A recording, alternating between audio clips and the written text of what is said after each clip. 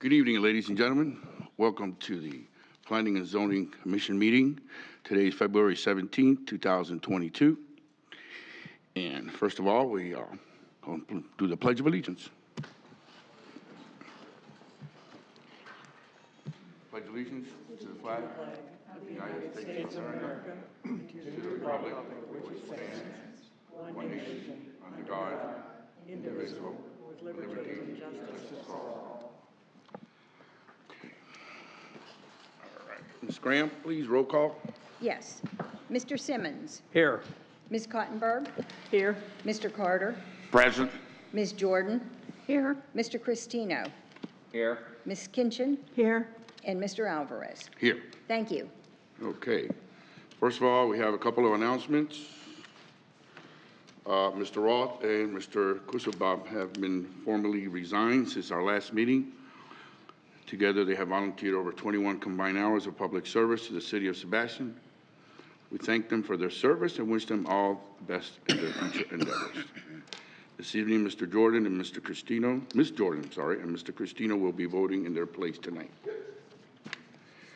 All right, so approval of minutes. First of all, do we, any agendas, any announcements or modifications? Hearing none. Okay, next item is approval of minutes. Do we have any discrepancies here? And have you guys looked and see if there's any, everything is okay? You talking December 2nd or February 3rd? December 2nd, first of all. Let's do December 2nd. Mr. Chairman, I'll make a motion that we accept the minutes of December 2nd, 2021. I'll second that. Okay, Mr. Cristino, second that. Mr. Ram.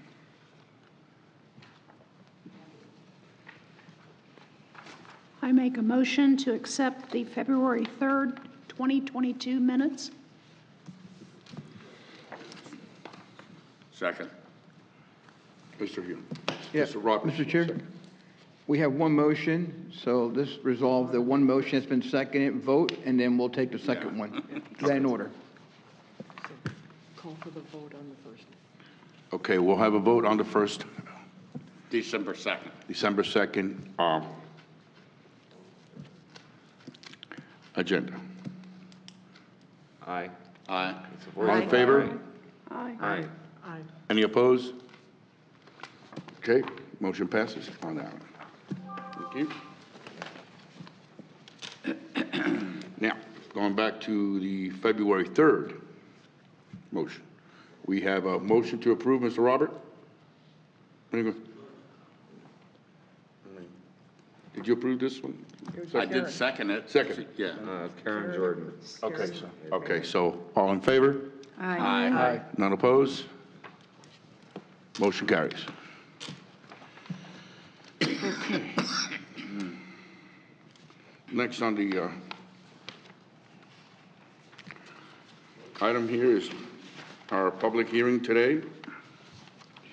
And I will open, see how we have here. Okay, Mr. Attorney, can you read what we have, the public hearing? Yes, Mr. Chair, but first of all, for the record, close the planning and zoning hearing and then open up the local planning agency public hearings. Okay, we will close the Planning and zoning meeting, planning and zoning meeting and open up the local planning agency. planning agency. Okay, Roger Mr. that. Okay. So thank you, Mr. Chair.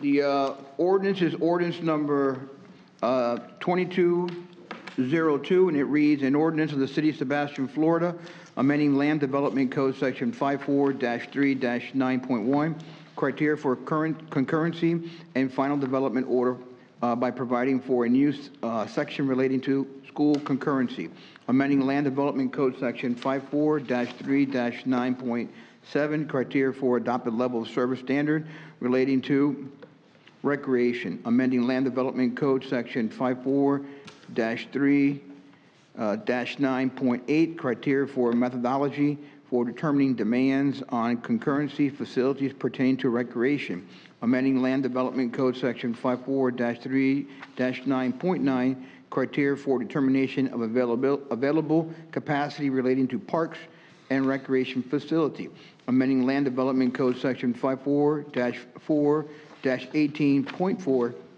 criteria for information to be included in the site plan relating to recreation, amending Land Development Code Section 54-4-19.11, criteria for required improvement and design criteria relating to recreation, providing for severability and repeal of law and conflict, providing for codification, providing for scrivener's error, and providing for an effective date. Thank you. Okay, so now the next step is,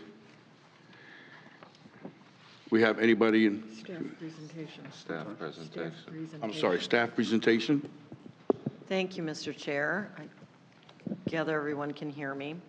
So this is one of the first amendments that you will be receiving of the Land Development Code or the Code of Ordinances in regard to, in conformance with our updated comprehensive plan. The Florida statute requires that we update and bring into compliance our land development code with any changes that we made to the comprehensive plan. So as part of your memorandum in front of you, I have listed the policies that we are addressing with this code change, okay? And staff recommends, that we find this ordinance 22-02 in compliance with the comprehensive plan and recommend approval. So please make sure that you state that in your motion, should you, again, choose to approve it. As we walk through your agenda here, page 2 shows you section 54-3-9.4. In accordance with the policy in the school, public schools element, we required or requested, and some of this was already in our original comprehensive plan, but we also required that we would adopt school concurrency. What we found was that our land development code did not even mention school concurrency. And that was an oversight, possibly, that we are correcting, but it also wasn't completely incorrect. The city has always worked with the interlocal agreement for coordinated planning and school concurrency, Indian River counties, dated March 1st, 2008. What this does is incorporate that document into our concurrency section of our land development code. Any questions on that? Okay, so that was great because that will knock out 3 policies. So we're very excited about that.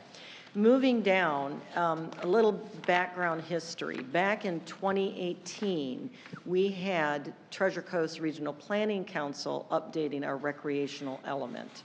I came on board and this was already in the works. They also were gracious enough to provide their changes, their recommended changes to the land development code in regard to the recreation standards that we were updating. As a matter of work or of ease, Dory and I then just reviewed, cleaned up, and provided, that's presented to you this evening, what the Treasure Coast Regional Planning Council had done for us several years back. As we walk through it, I may request that you amend it as we walk through it, because I looked at it again tonight and said, you know what, I may be asking for changes. So to begin with, in section 54-3-9.7, our current land development code states 2.5 persons per 1,000.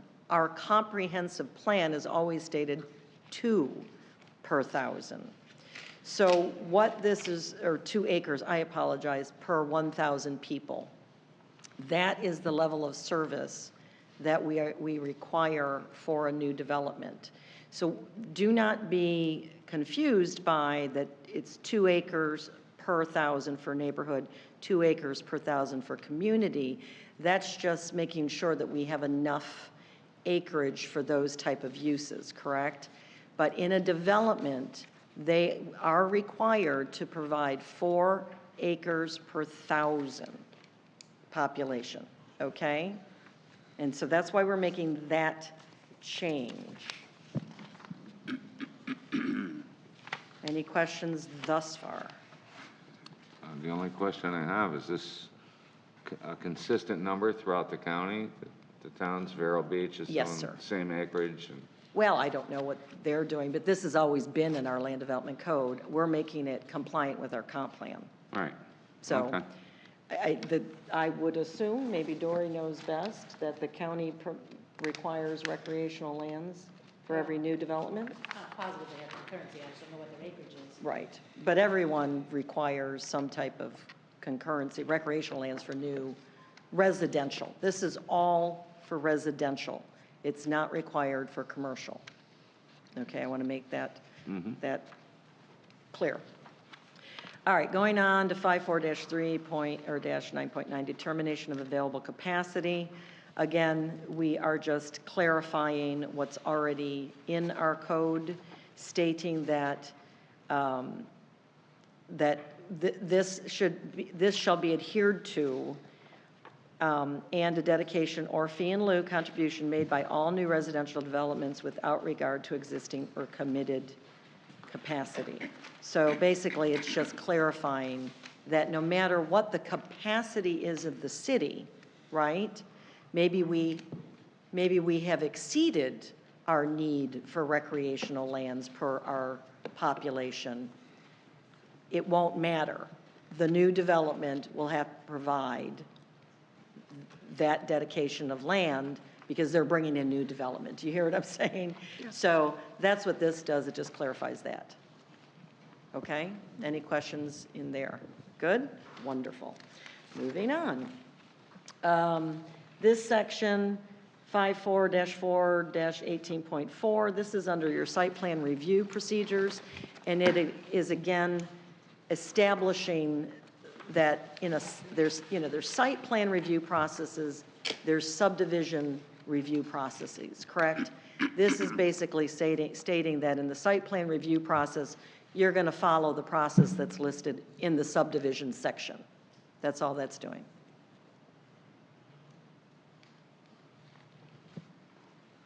Okay? Moving on to the subdivision section. Gets a little bit more complicated, but what you're going to see, and what I want to make sure that you understand, is that the intent of this dedication of lands for Parks and Rec, because this is what we're talking about, is that all residential development shall provide an equitable dedication of land for public park purposes, right? So they have to set aside these lands within their development and or give us land outside of their development, or they can be fees in lieu, okay? And there's a whole, this whole next section is showing you how you do all of that.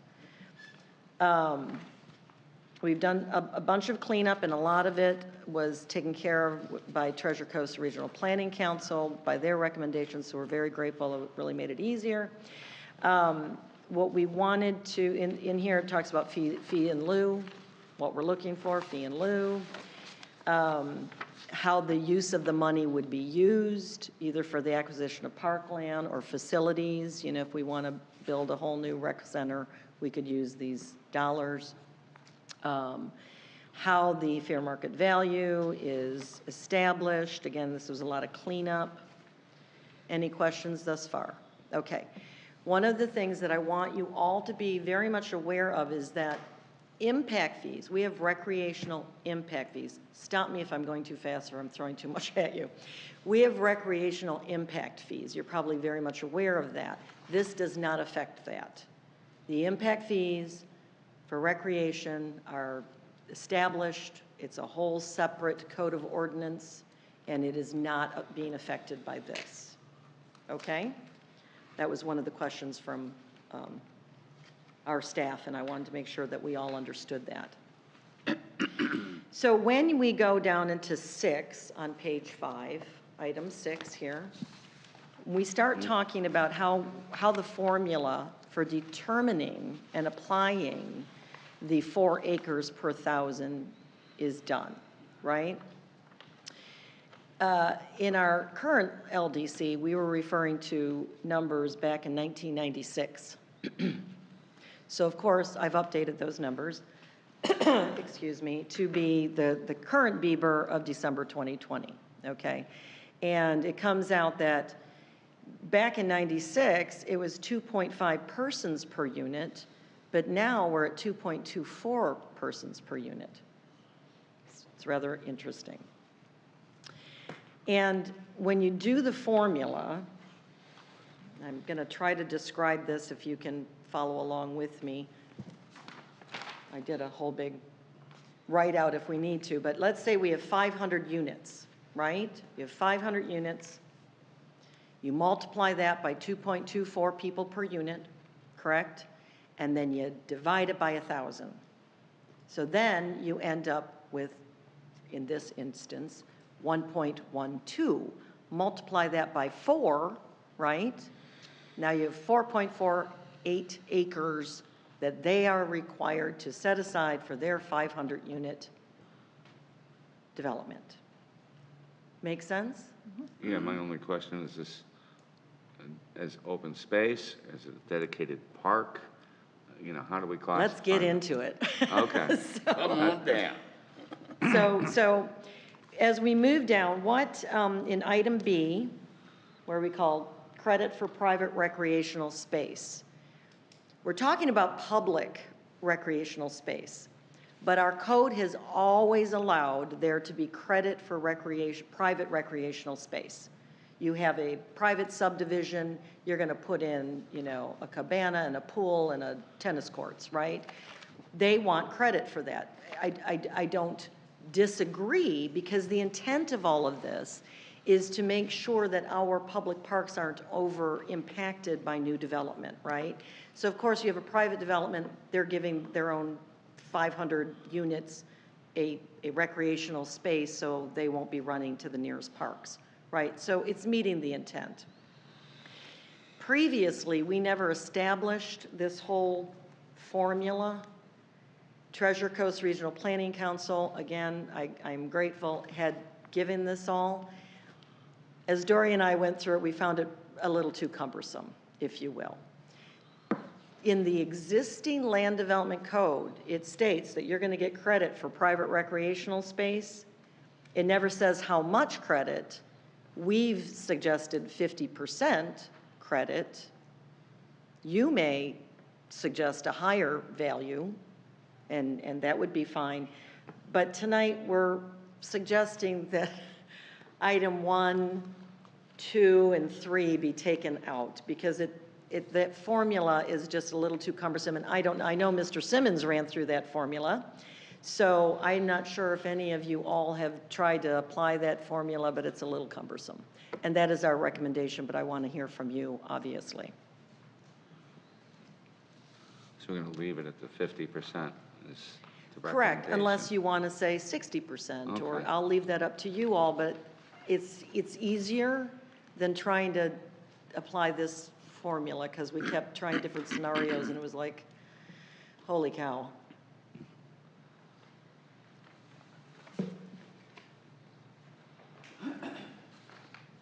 So are you saying delete the formula? I am suggesting, yes, sir, that we delete items 1, 2, and 3 that are applying this formula. And leave it at 50% if that's your, Is that up to 50% or 50%? up to 50%, Okay. yes, sir.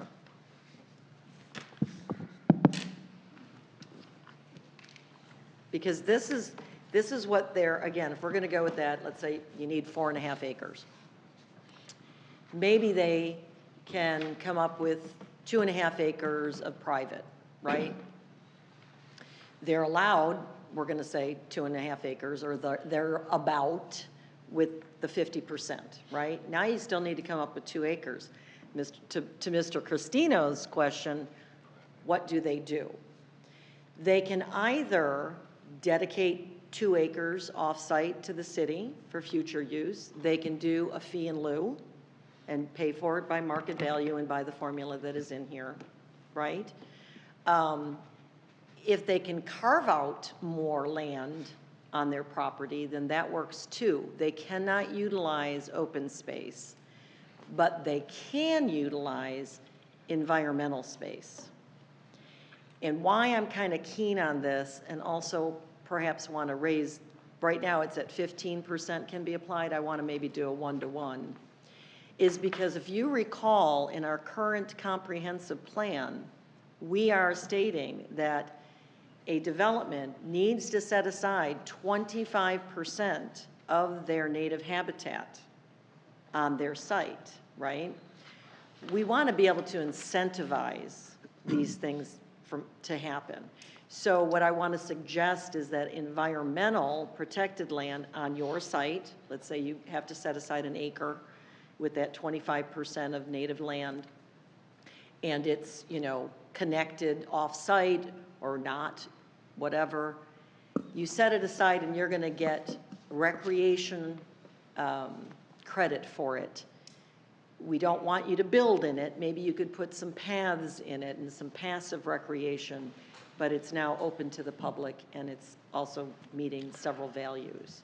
That is something that we're really thinking of because we don't want to we want to incentivize development to preserve our open space and our native habitats without them, you know, it compromising their own development. Does that make sense?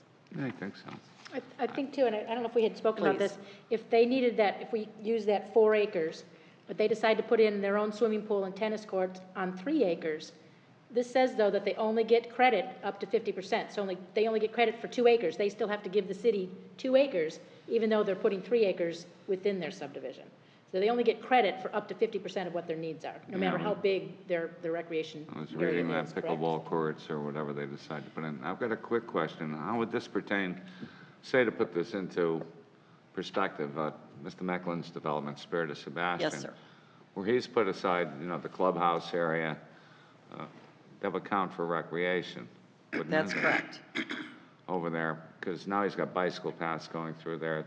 That counts for his open space, correct? That counts for recreation. That counts for And recreation. it counts so for public recreation because The the public public can can use those continue to bicycle use it paths. and the bikes, but yes, sir. All right, The very recreation good. area was private. That's maintained and part of their subdivision.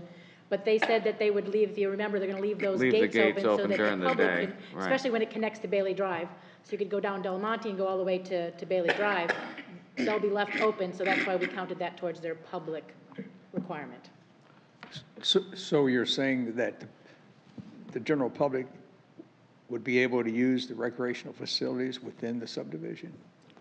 Well, it all depends on the subdivision, but with what Mr. Christina is alluding to is for Spirit of Sebastian, as part of their recreation credits or what they need to install, this is just pods 1 and 2, they will be providing a bike path that would be open for the public to utilize.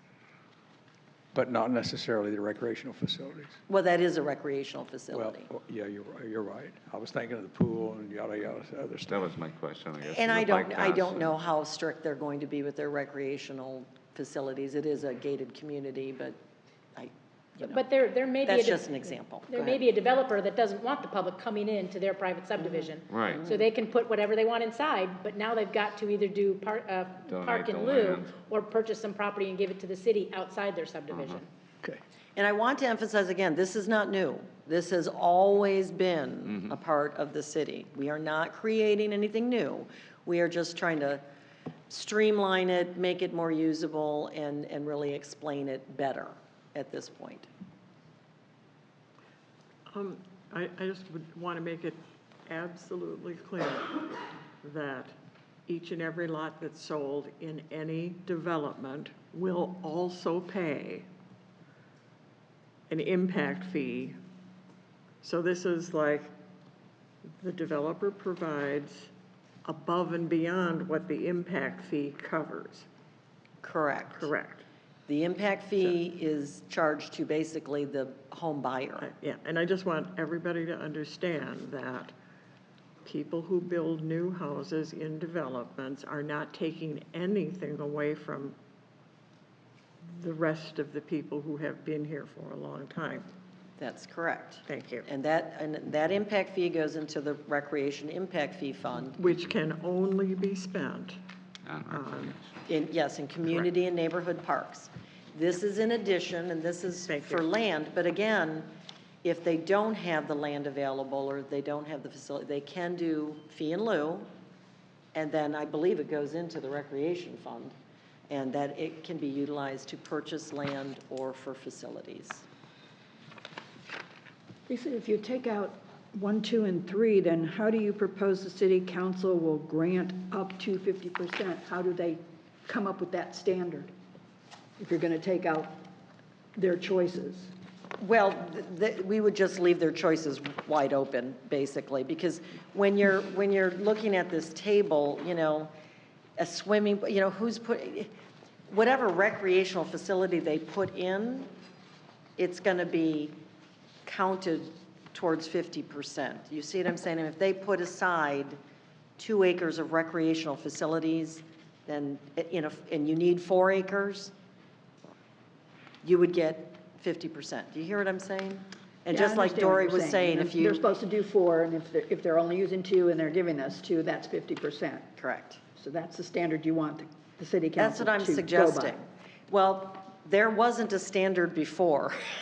Well, no, but the So Treasure this is Coast better gave than us- what we have The today. Treasure Coast gave us a standard with percentages. Correct, but it's very cumbersome. It's hard to apply it, and as we're coming up with different scenarios, what if they, you know, I mean, what's a, so for instance, let's look at this. This is one of the scenarios Dory and I were talking about. Playground, a 25,000 square foot fenced and equipped playground. 25,000 is about a half an acre, correct? It's only going to give you up to 10%. So let's say you have 4 acres that you have to give, right? Mm-hmm. This is only going to give you 10% of 4 is what? 4/10 of an acre.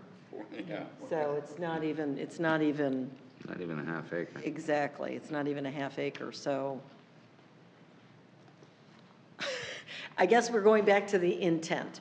What's the intent? The intent is that we do not overstress and impact our existing recreational facilities, correct? For those that live, let's say, in the Highlands. That's their major recreational facilities, correct? If you're a private development, you're going to go to your, most likely, own little playground and not over to name a Right. playground, Friendship Park or something. Yeah, So people it use is those. meeting the intent. I just didn't want to put percentages and numbers and formulas that have mercy. I actually think that's a good idea. I'm sorry, Mr. I Sims? said, I think that's a good idea, is to delete that 1, 2, 3. To keep it or to give it? No, delete it. Delete it, okay, thank you, sir.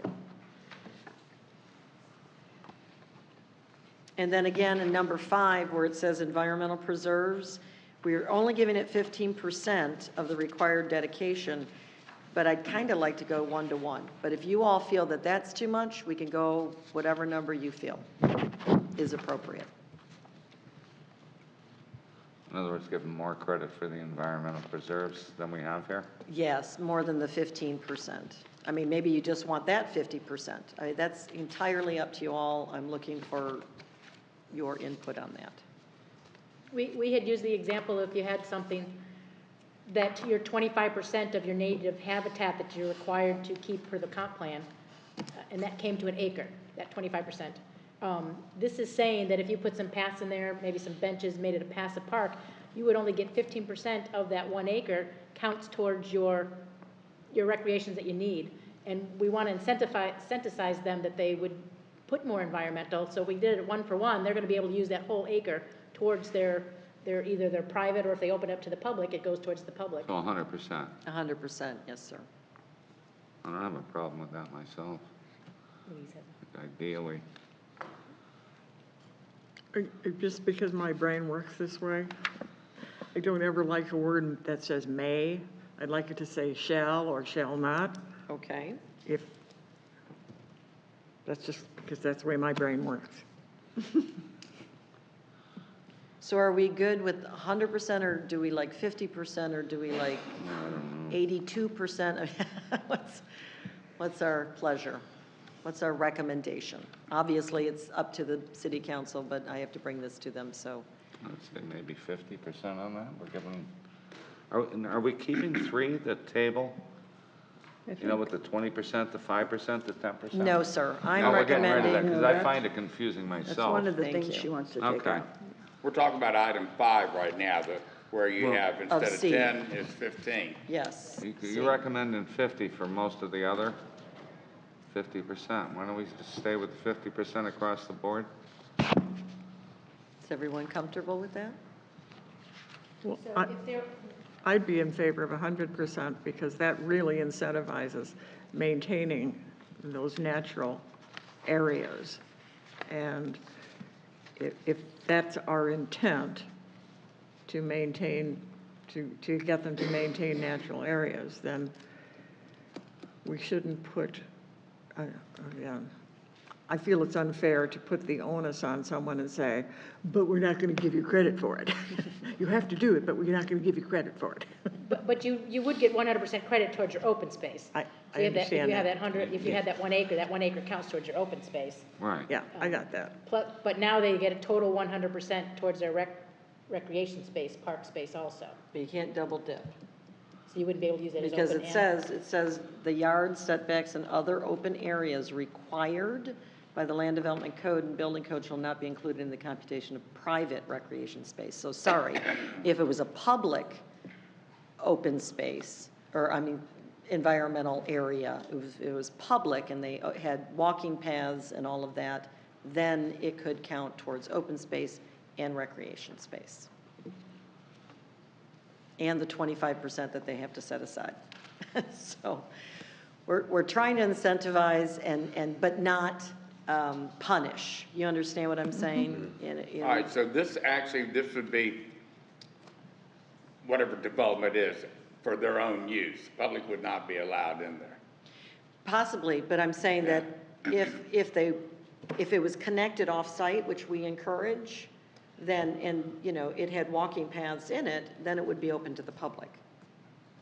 We're not saying it has to be private or public. We're just saying if it's private, they can't count it as open space. But they can count it as rec space. But if it's public, they could possibly count it for both. Does that make sense? Well, I guess I'm having a disconnect when I see the heading of requirements for private recreation space. I understand. You're right. That's the heading, but we could change that. Well, I had just used the example, though, that if there was this acre and we changed the 15% to 100%, that the 1 acre that they had to set aside for the comp plan requirement, they would be able to use for park and open space. But Lisa clarified that based on that number 1, that if the public isn't able to use that 1 acre, they can't use that as both recreation and open space. They can only count it at 100% towards their park. They still have to come up with whatever the requirement is for their open space. They wouldn't For get the to use it rest for of the both, city. unless it was for public. It still fits under that title. You're right. It does. You're Yeah, correct. but it just, only if it's for public, do you get to use it for both. All right.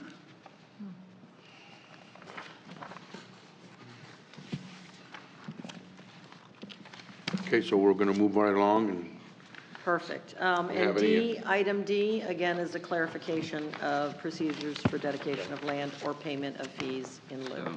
So when we get to the motion on this, we're crossing off 1, 2, 3.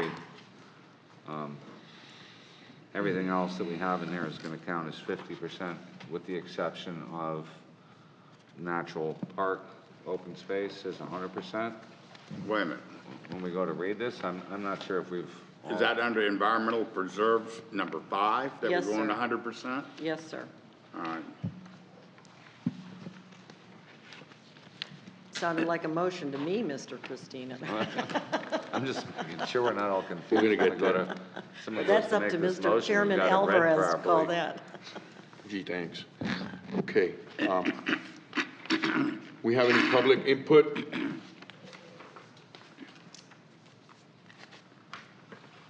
Anyone here from the public has anything to say? No? Okay, thank you. Anyone on Zoom? Just check Zoom, Mr. In Chair. Zoom, anybody in Zoom, Ms. Graham? Nobody's raised their hand. Oh. Nope? Okay, thank you, sir. Okay, so now commissioners, we're closing the hearing. So I shall close now the hearing for the LPA and open it back? No, No, you're not yet, closing 'cause we the, haven't finished yet the, right, you're closing it, and now, based on your next bullet, is you guys can deliberate or ask any questions. If none, you call the motion. okay. Do we have any more comments on this? Anything? Don't we have any comments? Okay. So,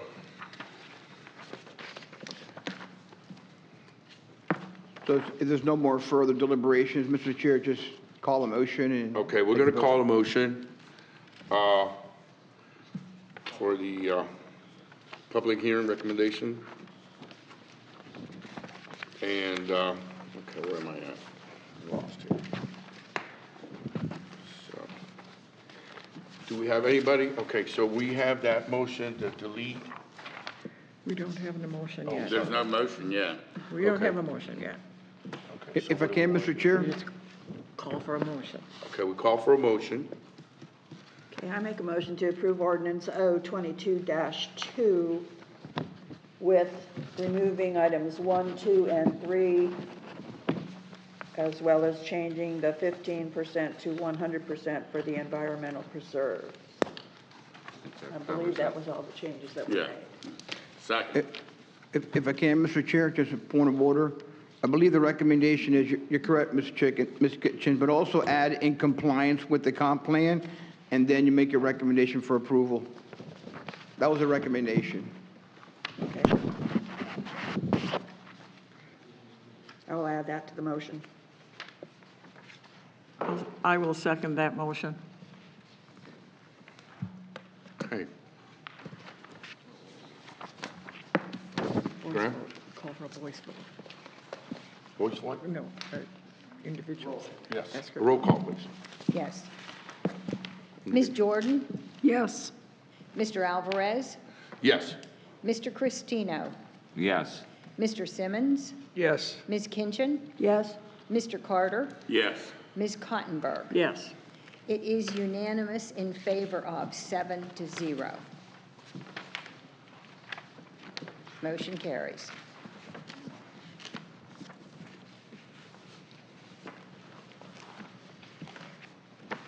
Okay. Next item, unfinished business. Nope. There's another B. Oh, we more. have B. Yep. Open the Sorry. next public hearing. Okay, next one. Item B is a public hearing, recommendation to City Council ordinance. Or may I have Mr. Anon Yes. read it, please? Yes, Mr. Chair. This is ordinance number 22-011. It's an ordinance of the City of Sebastian, Florida, amending Land Development Code Section 54-5-22.2, providing a definition of terms regarding murals, amending Section 54-3-16.3, providing for exemptions pertaining to murals, providing for severability and repeal of law and conflict, providing for codification, providing for scrivener's error, and providing for an effective date.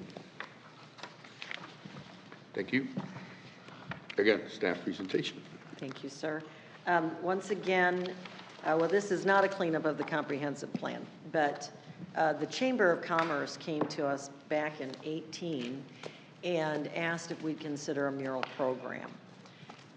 It never got off the ground for various reasons, but they came back again and said, we'd really like to do this. The mural programs are, as you know, throughout the state. They're very favorable in downtown areas. it was presented to the city council, and the city council said yes. In order to make this happen, we have to make some modifications to the Land Development Code, and that is what you have before you this evening. I have attached the proposed application program and process from the Chamber of Commerce. You are welcome to question some of that. The president, are you the president?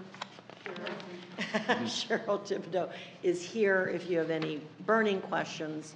But we really are just considering changing the definition, or adding, I'm sorry, the definition of mural to the Land Development Code, which does not exist today, and then modifying the one section that exempts signs from permitting process.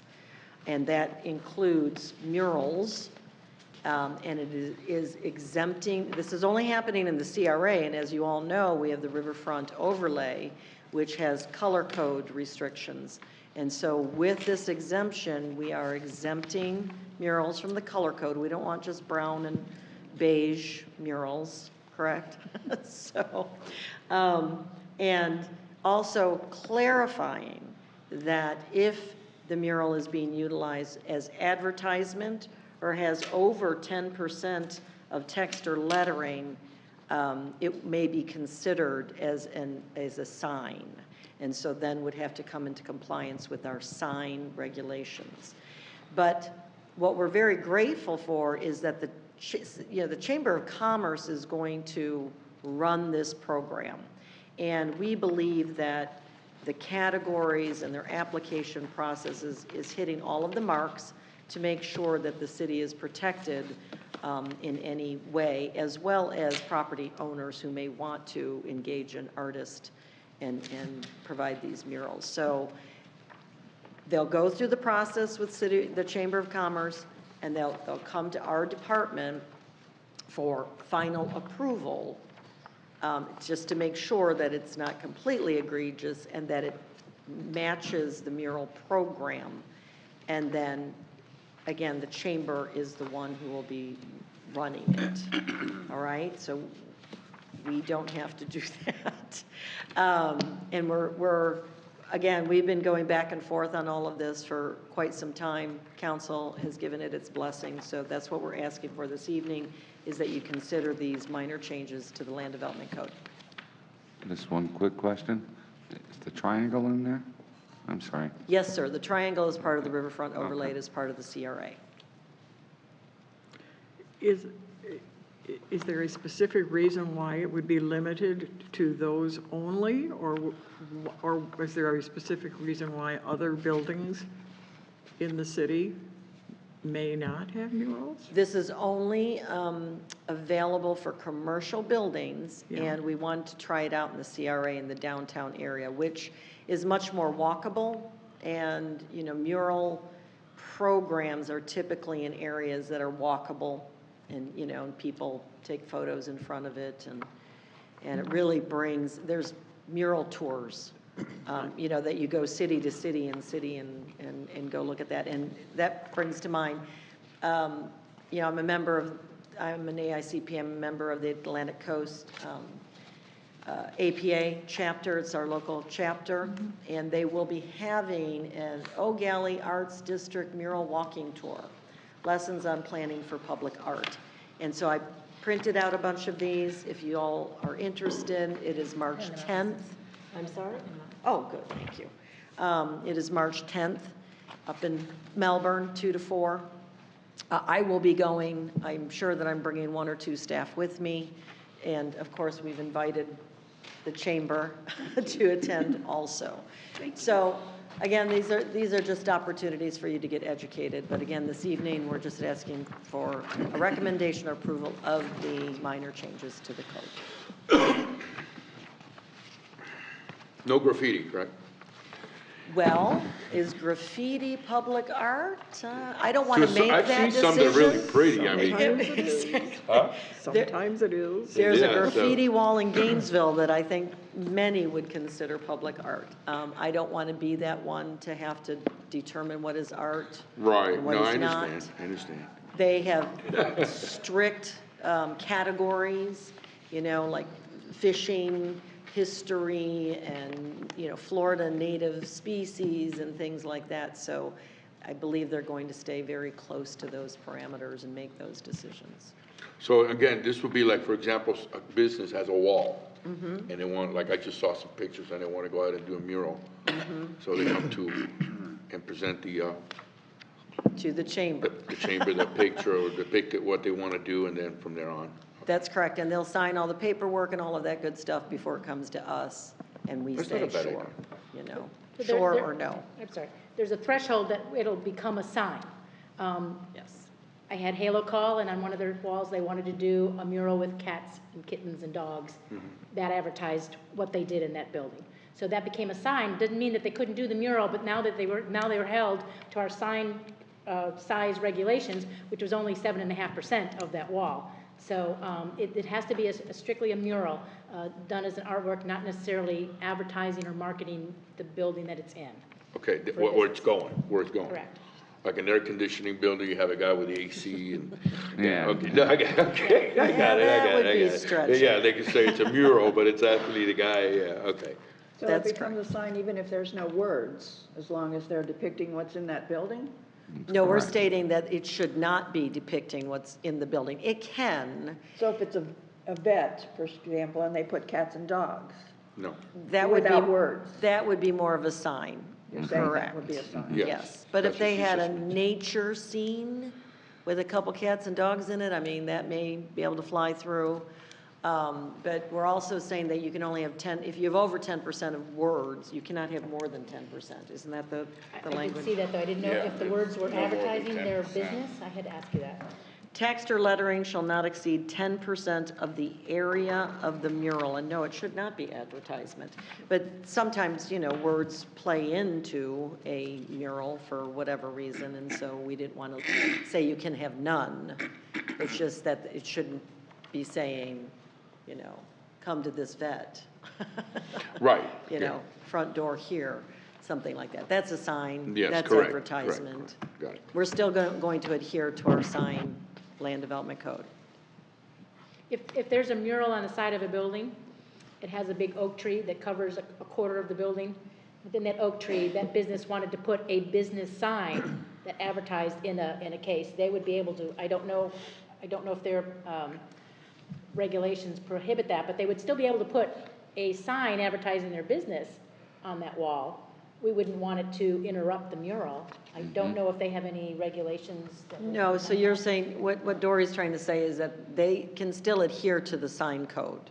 So if they want to cover 7.5%. mural. That's Yes. correct, Okay. sir. If they choose to use that wall, not as 100% of a mural, but utilize 7.5%, right, as a sign area, that's completely up to them. Or within the mural a little bit.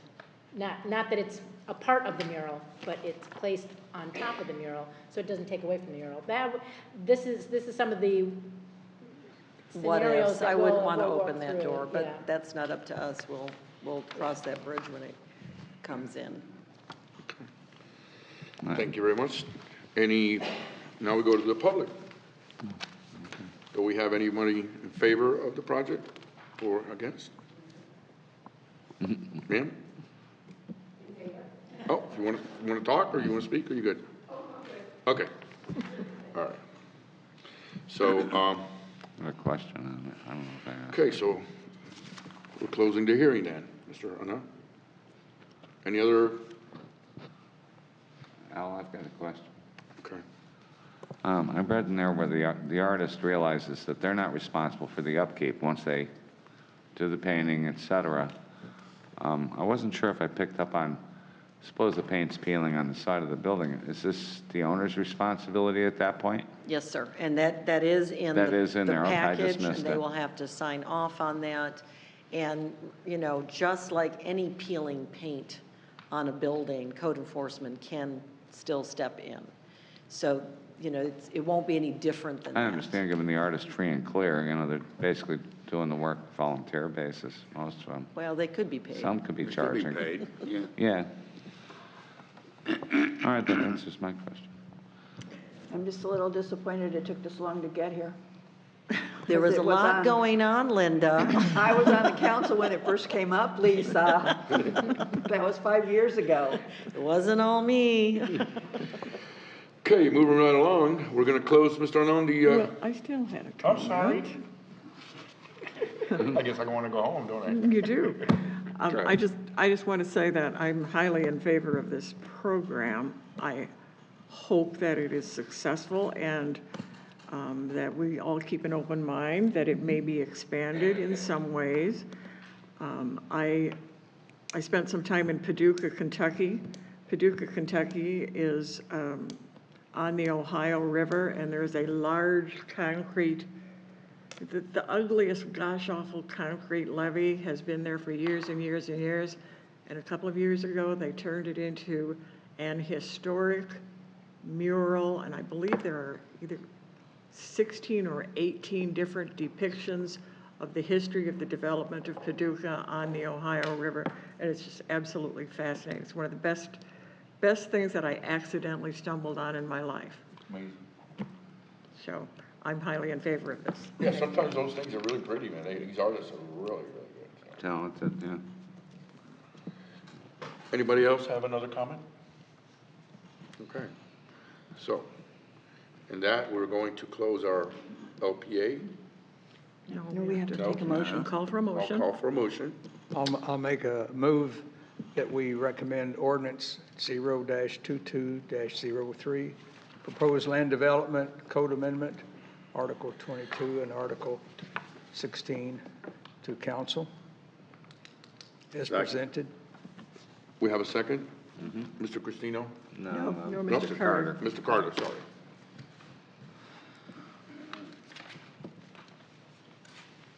Okay, roll call. Ms. Jordan? Yes. Mr. Alvarez? Yes. Ms. Kinchin? Yes? Mr. Cristino? Yes. Mr. Carter?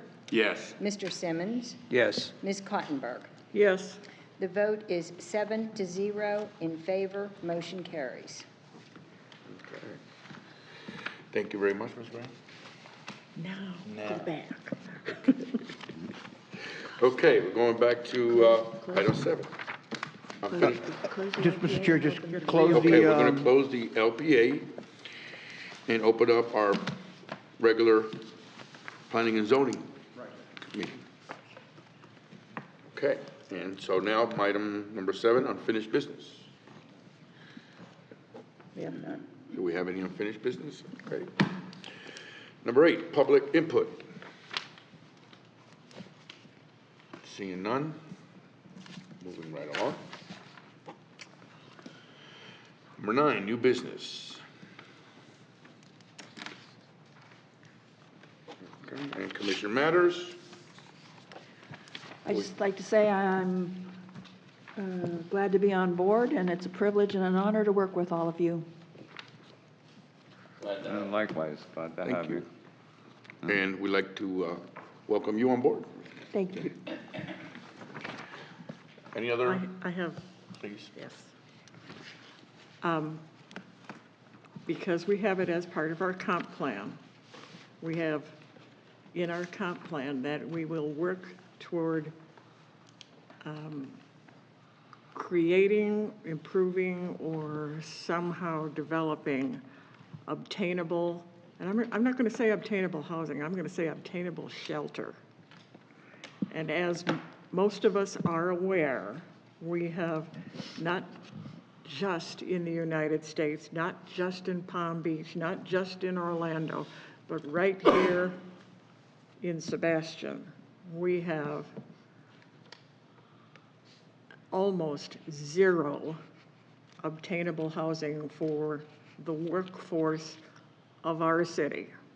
And just to bring you up to date on that, I ran a quick check this afternoon. There is one rental available in Sebastian at $1,600 a month. Everything else goes zooming upward from the next least expensive is $1,900. We have one house at $2,400, two houses at $2,600, 3 houses at $2,500 per month, 1 at $3,200 a month, excuse me, 2 at $3,200 a month, 1 at $3,400. You get the picture, okay? That's all there are, though. I mean, that's all there are. I was happened to watch the Sebastian channel, the government channel, last week, and noted that there are a number of positions available, none of which pay enough to live here. Hello? I think we really, really need to focus on this as a group. I hope the council will focus on it. And we're not alone in this area, because there are some people who will say, well, you know, let them live elsewhere. Let them live elsewhere. You know, they can go out to Fellsmere. Well, excuse me, that's Indian River County. I checked all of Indian River County. How about maybe they could just go up to Brevard? The median price in Brevard is $330,000 for a house. Median price in Indian River is median. That means half are above, half are below, but I can tell you the least expensive house in Sebastian is $155,000. There's one. It's under deposit. Pardon me? It's on deposit. Yeah. I'm looking for Yeah. a friend in Connecticut who can only afford Yep. 175. I was He like, can't good live here. luck. I'm sorry, he can't live He's here. never gonna make it. No, he can't live here. Indian agree. River median price range in Indian River County is $349,900. Brevard, $330,000. Yeah. We really need to focus on this. We can't just say the nice words and not do any nice actions. So What can we do? we need to work on somehow or other providing incentives to builders, making the land development cost reasonable enough. If it takes, I don't know what it's going to take. I think it's going to take some serious changes. I think it's going to take some recognition by the public that this isn't, we can't make this just talk. Even the fact of, like, what happens when I get old, which is, a long way from now. And I can no longer take care of my property. Do you know that I'd probably have to wait for 3.5 to 4 years for somebody to die before I could live at the only place available, which is Grace's Landing? We need to do something. We need to do something rather than just talk about it. We need to focus on it. So It's Ms. important. The 29 acres that we've got there just north of Publix, at least we're looking for what, 55 units? Pardon me? Recently approved, the annexation that was just done north of Publix. There were 22 acres in the city, 7 acres presently. They're going to be, what, 275 units of housing? We don't know. We don't know how many for units sure. yet, but There's nothing. But they proposed 20%. they propose Affordable. that a portion of it will be affordable. And I just wanted to assure you that in all of our many meetings that we are having these days, pre-application meetings, we are focusing on encouraging a mix of homes, mix of housing types. With townhouses, because that'll, Correct, and offering that if they change their land uses, they could be eligible for incentivizing, as we have in the comprehensive plan, and, you know, encouraging attainable housing. We bring that up in almost every meeting we have, so we're looking at mix of housing types. That's one way to approach it. ADUs, the accessory dwelling units. Sure. Which become very important. You know, people do fear that they'll become vacation rentals. There's nothing you can really, you know, do to prevent that, but what they're used for mostly is for the adult children that move home, you know, after a divorce or something to that effect, or move home to take care of mom and dad in the big house. Exactly. Or mom or dad who then also occupy the ADU in the backyard when the family is in the big house. And that's what they're used for mostly, and I know that you remember that from our livability presentations from AARP. So we're looking at those. These things will be brought before you, but I want to assure you that our staff has it front and center when we do meet with different developments and trying to encourage them and incentivize them to also address this. We have I'm sorry, Rick. Go ahead. We have a program of credits, development credits, and where they can go to 12 units per acre. With incentives, yes, sir, With which we incentives. haven't flushed out yet. That's going to be coming before you in the next month or so. That was in our comp plan, we made those changes. That's right? correct. That's absolutely correct. Well, the irony, Excuse me, are you- Go ahead. I said the irony of this, actually what we've been discussing this evening, if a developer came in that wanted to do affordable homes, would they still have to meet the criteria that we were just discussing earlier as far as lands and things like that? That Yes. drives the cost up per unit. So, I mean, it's sort of a catch-22. And that's Do why we make exceptions, or does everybody is treated equally? everybody's treated equally, but that's why we're trying to not make it onerous. So you have to set aside land for rec, you have to set aside land for open space. We're encouraging you to set aside more environmental land.